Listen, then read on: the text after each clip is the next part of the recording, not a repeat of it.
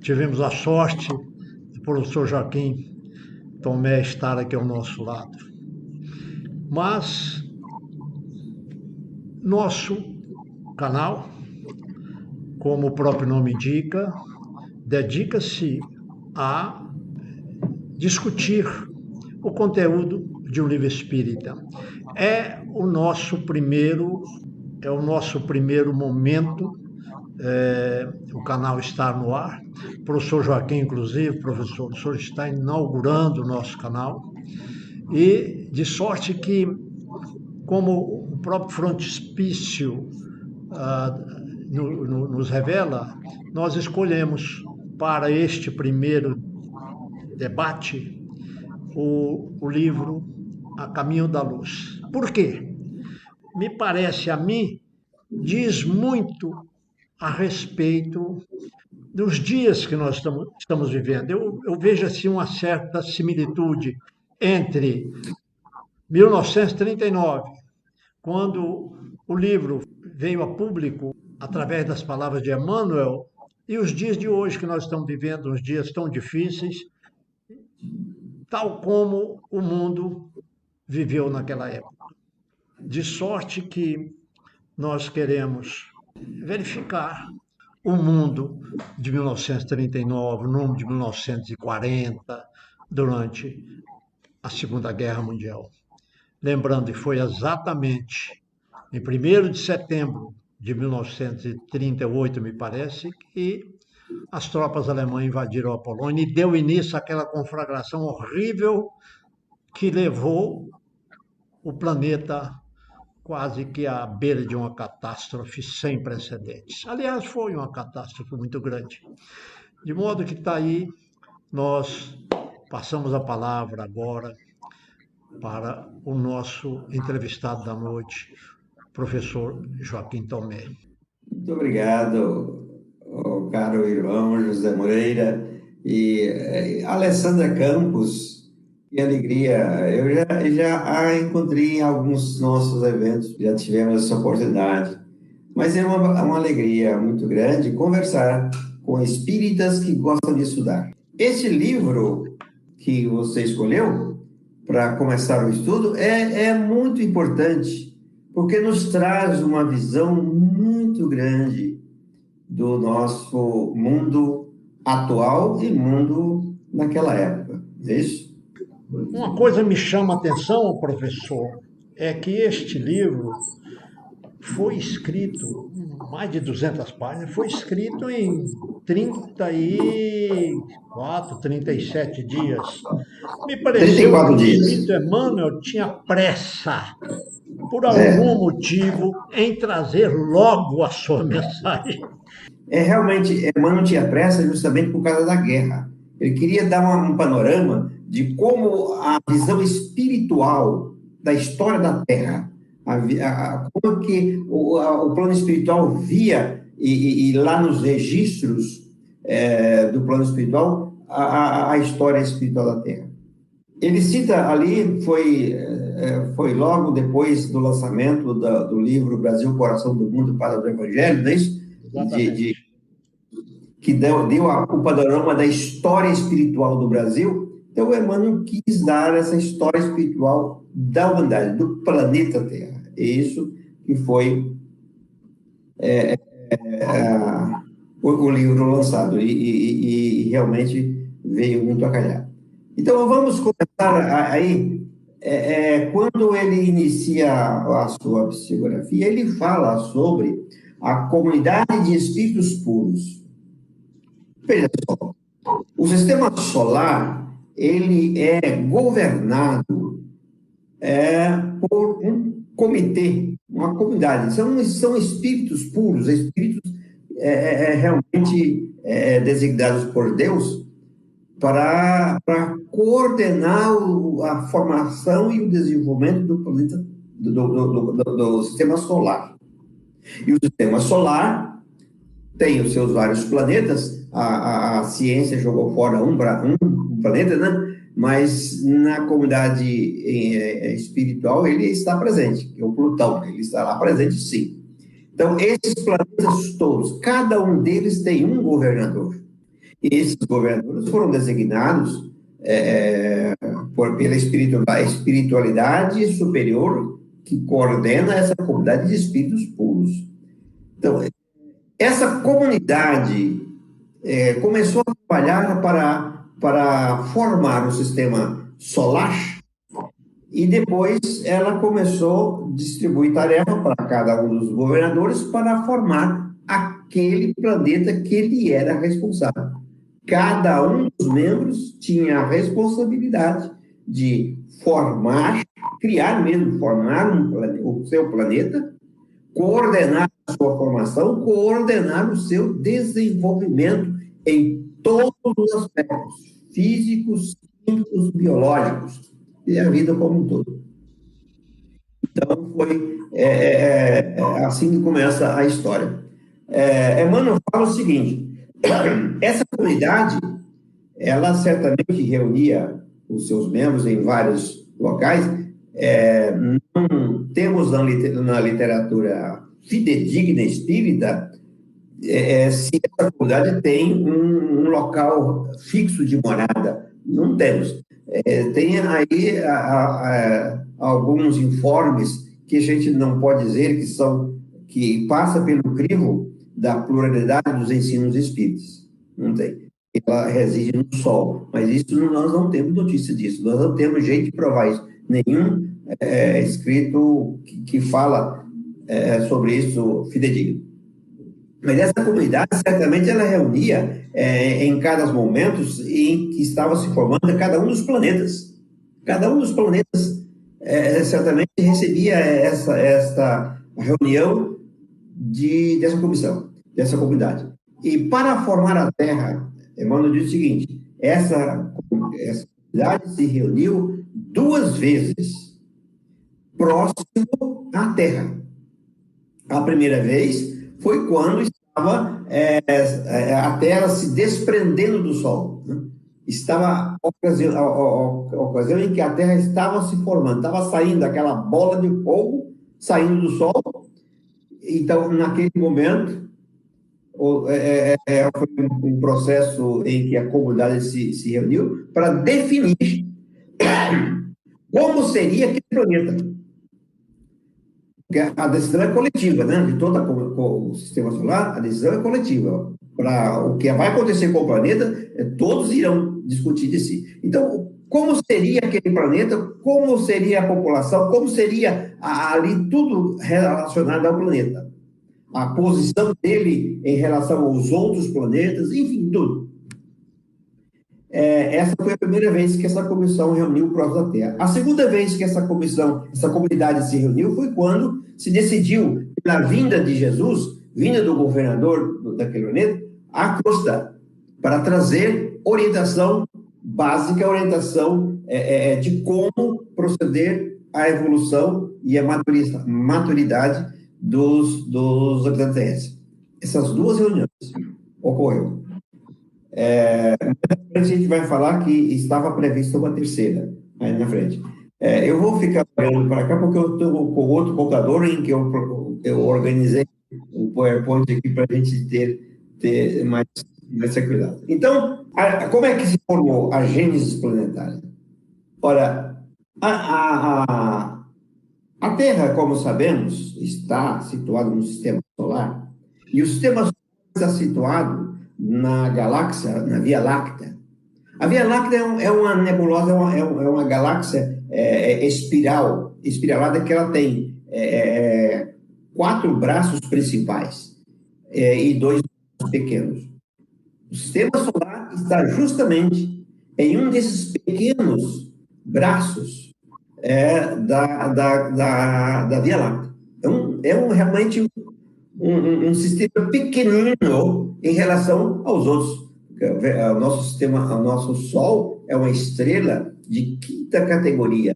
É pequena em relação a tantos Beteus, Eta Carinae e tantas outras estrelas grandonas. Então, ali está o sistema solar naquele local. E na formação de nosso planeta, realmente alguns fatos interessantes, porque isso começou há quanto? Há 5 bilhões e 543 milhões de anos atrás. É realmente muito, muito tempo atrás. Nessa época, o planeta, por decisão dessa comunidade, ele estaria distanciado do Sol como sendo o terceiro planeta, mais ou menos em torno de 149 mil quilômetros, milhões de quilômetros distante do Sol. Então, e como ele deveria girar em torno do Sol, então naquela época foi decidido que ele estava mais ou menos girando em torno de uns 100 mil quilômetros por hora. E verificou-se, com o evoluir da situação do planeta, até agora ele estacionou em uma velocidade exatamente isso aí, 108 mil quilômetros por hora, em volta do nosso sistema. Dá isso em torno de 25 milhões de quilômetros por ano, é muita coisa, né? A temperatura chegava a 5 mil graus naquela época. Hoje já se sabe que ela estacionou em torno de 3 a 4 mil graus centígrados. Violentamente quente. É claro, a massa solar que estava se desprendendo era puramente poeira cósmica, era energia pura quase, né?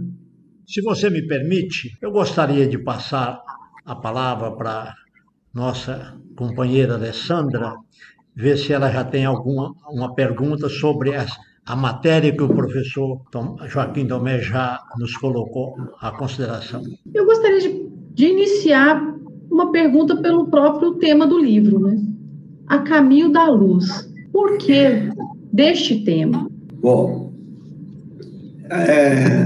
no livro, e não tem essa informação, mas a gente já viu isso fora do livro, essa escolha de Emmanuel. Por que Emmanuel escolheu esse nome, esse título? Porque é o seguinte, a humanidade que seria desenvolvida neste planeta é uma humanidade intermediária em relação às comunidades de espíritos muito elevados. Então, essa comunidade estava trabalhando em si a melhoria espiritual. E elas estavam realmente deslocando-se da escuridão para a luz, quer dizer, das trevas para a luz. O caminho que ela devia percorrer é o caminho da luz, o caminho da iluminação, o caminho do progresso e iluminação espiritual que ela iria realizar, está realizando e vai realizar, com certeza, né? Esse foi o motivo do livro. Muito bem. Eu vou pegar um gancho aí na colocação da Alessandra, uma colocação muito interessante. A trajetória da treva para a luz. Eu pergunto a você, professor, como você identifica o pensamento de Emmanuel em relação ao progresso deste mundo, digamos aí a médio prazo? Você tem alguma ideia de o que pensaria Emmanuel a respeito? Olha, acredito que Emmanuel fez um trabalho de pesquisa em biblioteca de maneira exaustiva.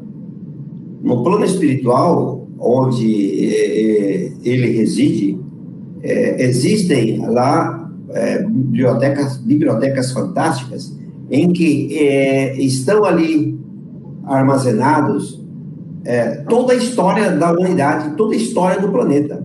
Realmente está registrado não só gravado em palavras, mas também em vídeos. O vídeo de como isto aconteceu. Não quer dizer que isso foi gravado naquela época em que Emmanuel escreveu, não. O plano espiritual superior tem tecnologias de buscar aquilo que os indianos chamam de registro akáshico, de buscar no ambiente, no espaço, aquilo que eles querem organizar, que eles querem ver, aqueles registros. Então, tecnologias que a gente nem imagina como, mas eles podem registrar o evento que acontece há 4 bilhões de anos atrás. Isso a física tem demonstrado que isso é possível, porque é só acompanhar a progressão da luz, ou seja, acompanhar a luz. Porque cada evento é realizado e aquela imagem se expande para o ambiente, do ambiente para o universo. Então, se tem uma maneira de chegar no início daquela expansão da imagem, pode se registrar perfeitamente. É o que os astrônomos registram. A explosão de uma nebulosa, de uma estrela, por exemplo. A explosão já aconteceu há milhares ou milhões de anos, mas às vezes eles registram agora. Quer dizer, estou comparando com a nossa tecnologia, mas a deles é muito grande. Então, Emmanuel fez uma pesquisa muito intensa e verificou tudo isso, fazendo uma projeção daquela época em que começou até o momento que ele estava, em 1938, e de 1938, uma projeção para frente. Ele fez isso. Ele já tinha traçado a ideia, o pensamento dele era descrever realmente como se ele observasse. Lá na introdução ele fala isso, como ele observasse numa tela, ele fala em ecrã, né? Numa tela. A tela, ele está olhando a tela e na tela está passando toda a história, desde o comecinho da formação da Terra. Lá na introdução ele fala no ecrã mental que ele estava vendo. E ali ele via tudo como se passava, desde a formação, a nebulosa saindo do Sol, formando a Lua, formando os mares, formando as primeiras bactérias, as primeiras amebas, os primeiros seres vivos, e assim seguindo a trajetória evolutiva da vida. Por visão direta, ele viu isso no ecrã, na tela. Olha que coisa fantástica, né? É claro que só nessas instâncias superiores. Quem sabe? Exato. Um dia a gente vai chegar lá, né? Não, você me tirou as palavras da boca. Um dia nós vamos chegar lá. Desencarnamos e vamos lá ver isso aí. Né? Na visão da crosta terrestre, vai demorar milhões e milhões de anos. Com certeza. Então, eu queria comentar, já que nós estamos falando sobre a Gênesis, de alguns versículos, sendo um deles, Gênesis 1, versículo 26. Também disse Deus: façamos o homem à nossa imagem, conforme nossa semelhança. E também o versículo João 1, versículo 3, que falando de Jesus disse o seguinte: todas as coisas foram feitas por intermédio dele, e sem ele, nada do que foi feito se fez. Na Gênesis, Jesus estava com Deus, criando toda esse orbe terrestre. Dá para explicar isso um pouco, né? Já pegando aí esse início do livro. Olha, Alessandra, o estudo da Gênesis frente à ciência, tanto a ciência acadêmica quanto a própria ciência espírita, é apenas simbólico, né? Ali é apenas simbólico, porque se a gente pegar no pé da letra, a gente vai ver que está tudo realmente diferente e difícil de explicar. Mas o simbolismo, às vezes, pode levar a gente a entender isso. Não é isso?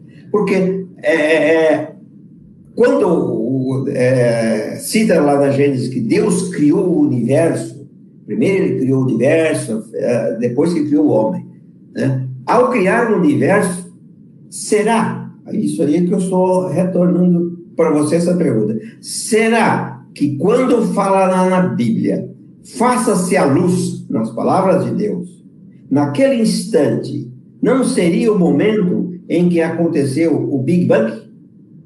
Faça-se a luz se fez. O símbolo trazido para a nossa consideração, Big Bang, lá. Então foi o início do universo.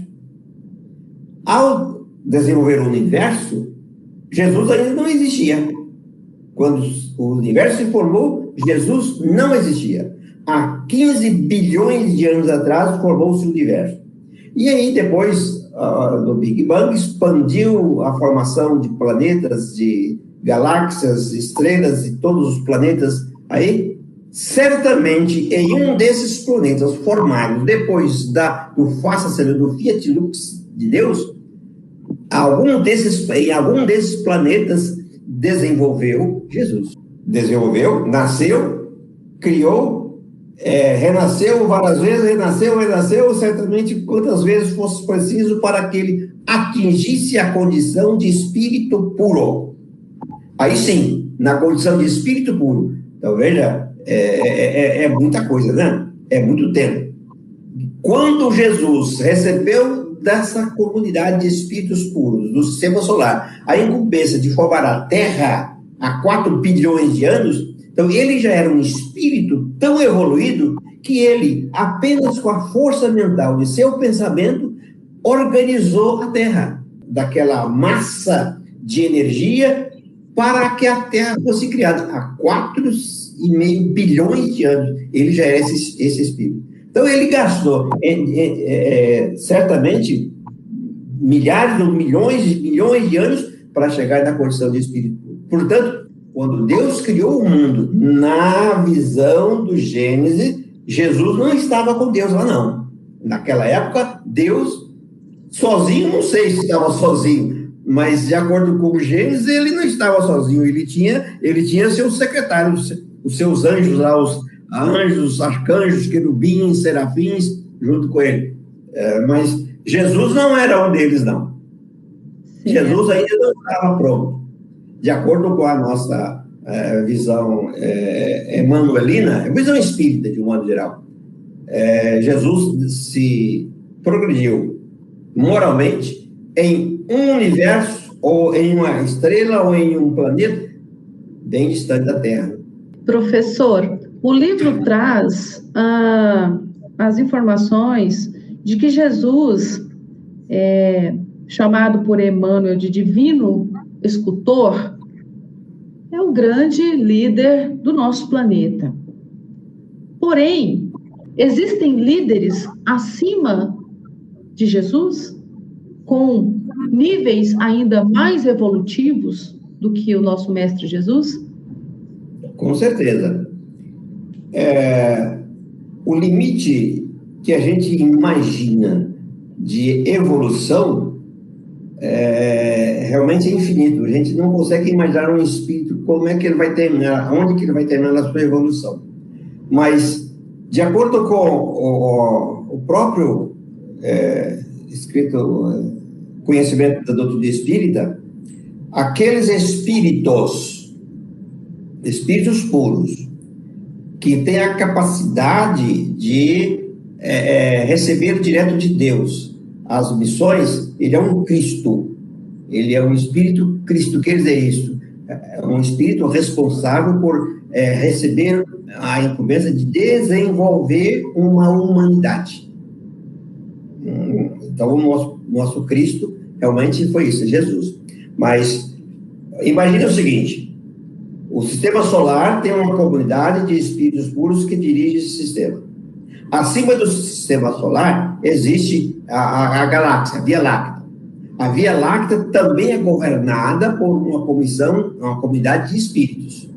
Por certo, esses espíritos que comandam a galáxia, a nossa Via Láctea, certamente é hierarquicamente superior àqueles que comandam um sistema solar.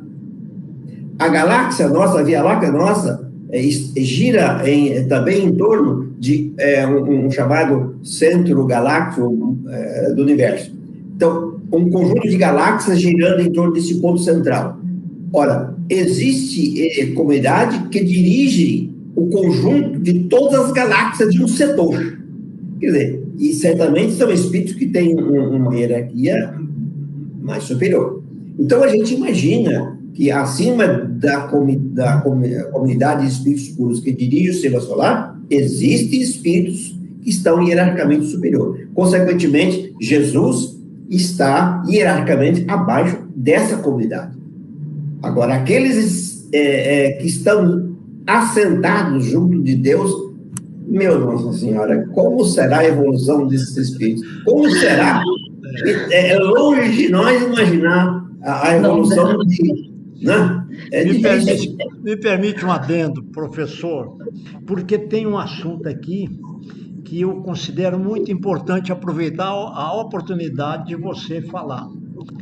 Os primeiros habitantes da Terra, depois todo esse redemoinho de energias, calor de 5.000 graus, como você muito bem colocou, como foram os primeiros habitantes da Terra? Voltando aqui mais para, novamente, o livro, A Caminho da Luz. Eu gostaria de lembrar um trecho do livro em que Emmanuel fala o seguinte, olha aí, quando serenaram os elementos do mundo nascente, quando a luz do sol beijava em silêncio a beleza melancólica dos continentes e dos mares primitivos, Jesus reuniu nas alturas os intérpretes divinos de seu pensamento. Vamos interpretar isso aí. Jesus, depois que ele recebeu a incumbência de dirigir a Terra, ele acercou-se de um batalhão de espíritos que nós chamamos, André Luiz, chamamos de engenheiros siderais, né? Ou seja, espíritos capazes de auxiliar Jesus para a confecção. Então, planejou. Naquela época, Jesus fez o chamado Projeto Terra. O que é o Projeto Terra? Ele delineou como seria a composição química, as propriedades físicas da Terra. A Terra seria uma esfera cuja quantidade, ou seja, cuja faixa de elementos químicos correspondeu a 92 elementos. Então, aqui na Terra, ele já previu isso. Haverá ali 92 elementos químicos, e com esses 92 nós vamos fazer tudo que precisa na Terra, tudo. Na verdade, esses 92 elementos, ele é comum ao universo inteiro. E por todo lado onde se assentam as lentes dos telescópios e dos equipamentos eletromagnéticos, vai registrar a presença desses elementos comuns.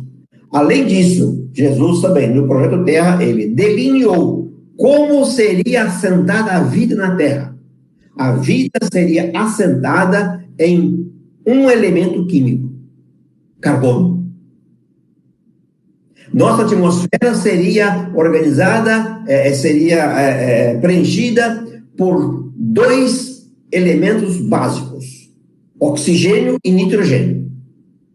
E mais os outros aí. Com isso aí, hidrogênio era abundante em qualquer lugar mesmo. Então, mas basicamente, nitrogênio e oxigênio. Com o hidrogênio, que era comum no planeta, formava-se com o oxigênio a água. E aí, então, nosso planeta seria regido por uma comunidade aquosa, água. Diferente dos outros planetas do Sistema Solar, que não tem água registrada até agora, não tem. Mas tem metano, tem, ou seja, outros gases, até ácido clorídrico em alguns deles. Quer dizer, cada planeta tem um substrato dentro do qual vai desenvolver a vida. Mas no planeta Terra, a vida será desenvolvida dentro da água, ou seja, com a água sendo solvente, aquele que vai conduzir toda a fisiologia dos seres vivos. Então, ele, no Projeto Terra, fez tudo isso aí. Com isso, formou-se tudo aqui já pronto. A Terra já estava solidificada, os mares já estavam formados. Só para um adendo, foram gastos em torno de 100 milhões de anos para formar os mares. Agora, você imaginou isso? 100 milhões de anos só para formar os mares. É coisa realmente absurda. Bom, então, com tudo pronto, a temperatura em que a vida deveria desenvolver tinha que ser uma temperatura pequena, não podia ser aquela temperatura alta como chegou a Terra no começo, então pequena, amornada. Então, quando estava tudo prontinho, Agora, ele falou agora, conversou com seus engenheiros. Agora, vamos trazer a vida. E o que é a vida? A vida não é o oxigênio, não é o nitrogênio, não é o carbono, não é água, não é nada disso. A vida é o princípio inteligente. No caso desses primeiros habitantes que você mencionou de relance aí, vamos falar do oxigênio. A própria ciência afirma hoje que, nesta época que você menciona aí, não existia oxigênio bastante para o entretenimento da vida. Fato que só veio acontecer depois das primeiras árvores. O oxigênio não era suficiente. Será que aqueles seres dependiam de menos oxigênio? Como você me explica, em suas palavras, tudo isso? Sim, concordo, sim. Sim, os primeiros habitantes, os primeiros seres vivos, eles eram anaeróbios. Quer dizer, não precisava de oxigênio. Eles eram apenas se alimentavam com o substrato químico que eles tiravam de onde eles estavam. Então, com o passar do tempo, com o aumento do oxigênio que aconteceu pelo desenvolvimento de bactérias cianofícias e depois das clorofícias, bactérias ainda, as clorofícias começou a sintetizar a molécula de clorofila, aí sim começou a transformar quimicamente para formar oxigênio. A clorofila sintetiza o oxigênio a partir do gás carbônico. É o que acontece hoje com as nossas plantas. Tá? Os primeiros elementos eram anaeróbios. Mas veja o que acontece, o que Emmanuel fala. Então, quando estava tudo pronto, olha o que ele conta. Viu-se então descer sobre a Terra, das amplidões dos espaços ilimitados, uma nuvem de forças cósmicas que envolveu o imenso laboratório planetário em repouso. O que é essa nuvem? São os princípios inteligentes trazidos para a Terra. E aqui, o princípio inteligente, com o quimismo que ele começou a formar, formou-se o chamado, que ele chamou de protoplasma, que englobou todo o planeta. É a força vital. A força vital, já propícia para que fosse formada os primeiros habitantes. Os primeiros habitantes foram vírus. Sim, na verdade, os primeiros habitantes foram precursores dos vírus. Mas a história começa para fixar a vida como nós a conhecemos com os elementos chamados vírus, porque foram os primeiros que conseguiram sintetizar o ARN, ácido ribonucleico. Então, esses vírus começaram a formar. Depois, eles foram evoluindo e começaram a sintetizar ADN, ácido desoxirribonucleico, ou DNA, como querendo. Aí sim, aí já estava pronto para formar as primeiras bactérias, que eram chamadas procariontes, bactérias procariontes, que viviam dentro da água, mas não dependia do oxigênio para se alimentar. Era apenas a quimiossíntese, quer dizer, formava o seu alimento que elas precisavam da substância química do ambiente. E aí começou, depois das bactérias, vieram as bactérias cianofícias, que é um pouco mais elevada, depois as clorofícias, começou a formar oxigênio, e agora sim, e depois começou a aparecer as células eucariontes, que tinham uma complexidade bem maior para a vida. Então, vamos ouvir a pergunta da Alessandra. Olha, eu retornei à sala de aula com o meu professor de biologia, fazendo aqueles desenhos maravilhosos no quadro, né? Enfim, que talento. Isso é muito complexo para mim, porque é bem ligado à ciência, né? E eu fico imaginando aqui, professor, que designer foram esses que criaram o leão, a bactéria, o vírus, né? E nós, nas nossas empresas, fazendo algumas criações e achando, com todo respeito, que somos o máximo do planeta, né? Enquanto essa equipe aí deu e dá um verdadeiro show, né?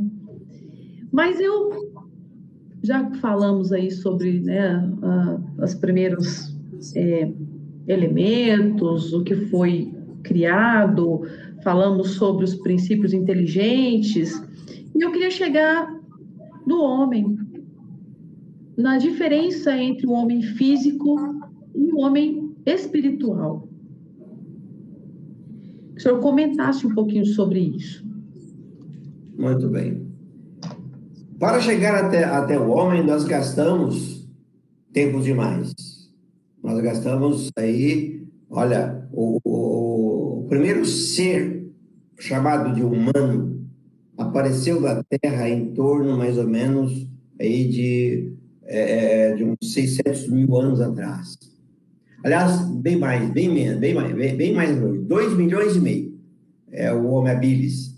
2 milhões e meio de anos atrás. Então, veja bem, de 4 bilhões até chegar em 2 milhões, realmente houve tempo grande de desenvolvimento, né? Então, começou o ser humano, chamado de humano, quando ele adquiriu a razão, né? Somente assim que ele começou a chamar ser humano. Foi quando ele começou a raciocinar para formar utensílios, armas, e, enfim, habilidades manuais. É o Homo habilis. Depois do Homo habilis veio a sequência aí dos Homo erectus e assim por diante. Até chegar no Sapiens sapiens, que apareceu na Terra em torno de 70 mil anos atrás. Sapiens sapiens. Então, nós temos em nossa panorama 70 mil anos, né? Cada um de nós aqui. Hoje, em torno de 70 mil anos. Homo sapiens sapiens. Então, essa criatura que somos nós, hoje, não está pronta, não. Ela ainda está evoluindo. Nós não sabemos daqui a 2 milhões de anos qual será a forma humana. Não sabemos. Mas o fato é que essa evolução do ser vivo na Terra até chegar ao homem, ela foi realizada em 2 planos, no plano espiritual e no plano físico. No plano espiritual se projetava do mesmo jeito que um engenheiro projeta uma casa. Lá no escritório ele projeta a casa. Vai ser assim, assim, assim, assim. Agora, vamos ver, na prática, se isso vai funcionar. A prática era a crosta terrestre. Então, projetava-se no plano espiritual e fazia a reencarnação, mudança no perispírito daqueles seres para conseguir aquela forma que eles queriam, reencarnava e vão ver o desenvolvimento. Por isso que é lenta a evolução. Então, sempre em 2 planos, sempre em 2 planos. Então, a nossa forma atual, o ser humano hoje, o homem hoje, é uma cópia aperfeiçoada de todos os nossos ancestrais, que nós chamamos hominídeos, todos eles. Que não acabou, não. Só não acabou, está aperfeiçoando. Só para mostrar que está aperfeiçoando, Emmanuel, o Chico tem uma entrevista que ele realizou, e em uma da entrevista, um repórter perguntou o que ele podia falar sobre Joana d'Arc. Aparentemente não tem nada a ver uma coisa com a outra, né? Evolução com Joana d'Arc. E ele falou, olha, Joana d'Arc foi mandada para a Terra, reencarnar na Terra, para acabar com a guerra dos 100 anos. A guerra dos 100 anos é entre França e Inglaterra. Durou 100 anos. Tinha que acabar, por quê? Porque é o seguinte, a guerra dos 100 anos ocorreu mais ou menos do século XIII ao século XIV, né?